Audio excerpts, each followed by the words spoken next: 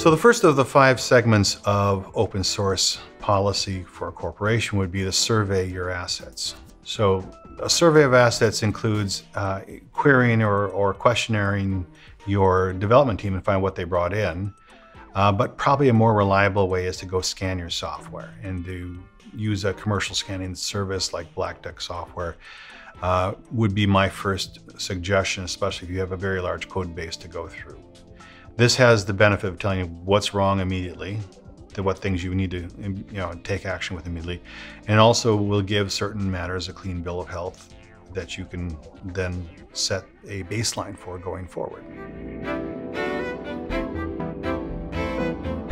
So the second component is to have an active management policy with your software development team, so that any new software coming in, any code of an acquired company, any code that is suggested for use by a third party or even the internal development team is then vetted, and the licenses are reviewed and discovered and the risks mitigated.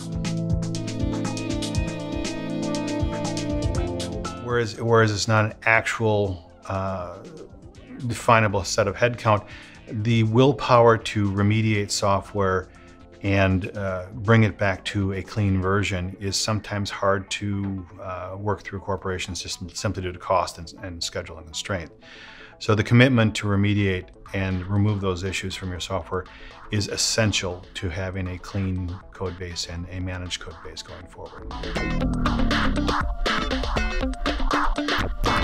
Getting a compliance group that is actively allowing sets of open source to be used, that is actively negotiated for or managed in your warranties and representations in your contracts. So something that actually manages the risks and the terms and conditions of those licenses as you go forward into the products.